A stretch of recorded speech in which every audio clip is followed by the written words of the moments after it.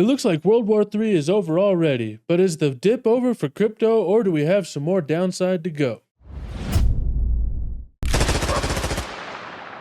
According to this article by Axios, Biden told Bibi the U.S. won't support an Israeli counterattack on Iran. According to the New York Times, the Iranian drone attack has done little damage, and Biden urged Israel to show restraint. Iran signaled that it would not strike further unless attacked, and calm mostly prevailed in Israel after Iran fired hundreds of missiles and drones overnight. So as I was saying in my video yesterday, it pretty much depended on whether this continued to escalate or if the US got involved, and now it looks like the attack is over and hopefully there's not going to be another counterattack, and that means that the fear is possibly already past and maybe we can start to recover now. The traditional markets aren't open yet and Bitcoin hasn't recovered, but I think on Monday, if there's not a big sell-off, then we're probably going to be seeing at least some kind of a relief rally, and hopefully we can even make higher highs, because as I also said in my previous videos, none of this changes the fact that the government just continues to print money. Recently we've been seeing inflation resurging, and I don't know if you guys have looked at the price of coffee or chocolate, but look at coffee. It's up 57% in just a matter of 158 days, and I don't know about you guys, but I sure do need my coffee in the morning, and I think a lot of other people do too. So if this thing continues to go parabolic like this, then it might cause a lot of issues, and a lot of people like to put chocolate in their coffee, which is actually up, 221% in 190 days. This thing is trading like a meme coin, and some people are saying that these are the first signs of hyperinflation. We've seen oil rising 25%, I think, 26% it says, in 125 days, and it looks like this is only going to continue, with energy prices soaring almost 30% under Biden, 13 times faster than the previous 7 years, and this is according to the New York Post. It looks like energy and commodities are going to continue skyrocketing, and this is at a time when it looks like big banks are starting to have some uncertainty, as according to this article on the Associated Press, big banks are warning of an uncertain year ahead after mixed financial performances in the first quarter. In an environment of stubbornly high inflation and geopolitical clashes in Europe and the Middle East,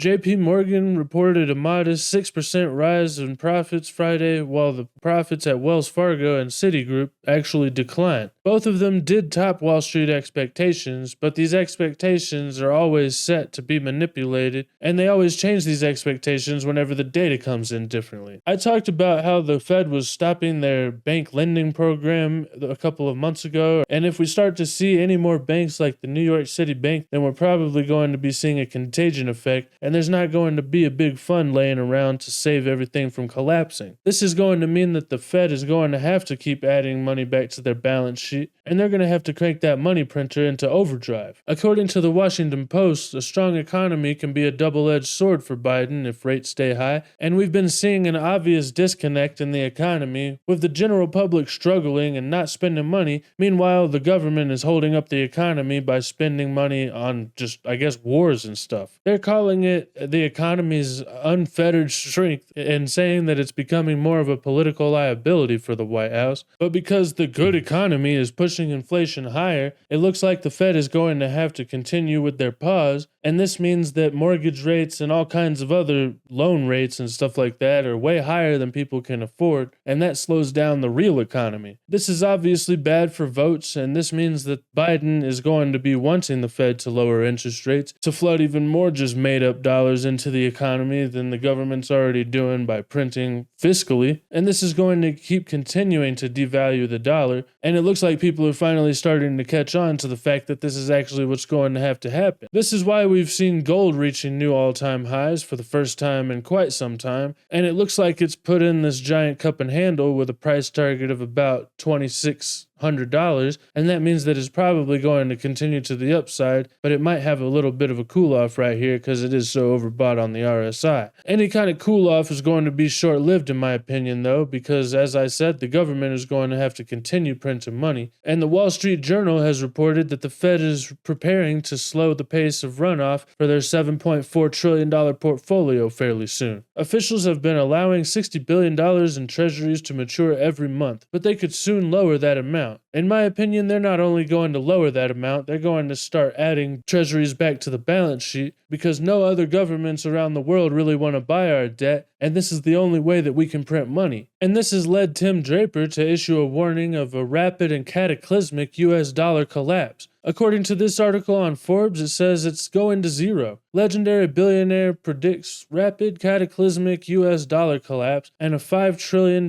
post-halving Bitcoin price boom. He says sometime in the next 7 years, I think that we're going to have a cataclysmic event. I hope anybody who's watching this is trying to at least have some Bitcoin so that they can feed their family during the time when the dollar goes to zero. This is pretty much why most of us are invested in Bitcoin and cryptocurrencies in general, because we understand that the devaluation of the dollar is going to collapse our currency, and Tim Draper thinks that that time is coming up pretty near. In my opinion, I think that he's probably right, because I remember back in 2008, whenever they were just freaking out over having to maybe print $1 trillion, they settled on $800 billion, and that was the most amount of money that was ever printed at that time. Since then, we've printed more than 30 times that amount, and our national debt continues to skyrocket out of control. As the Fed continues to hold interest rates at these astronomical levels, it continues to get harder and harder for the US government to service that debt. And at the current time, it's costing us more than $1 trillion to service it every year, and we're printing more than $1 trillion every 100 days. This is unsustainable, and at some point, people are basically going to realize that the dollar is a shitcoin. And whenever that happens, as history has showed us with the example of Weimar Germany, the inflation will take off slowly at first, but then it will go parabolic, and it'll just take a matter of hours for the cost of things to double. A lot of people think that that can't happen here, but it's going to happen eventually. The question is, how long is it actually going to take to get there? Right now, our national debt is sitting at $34.5 trillion,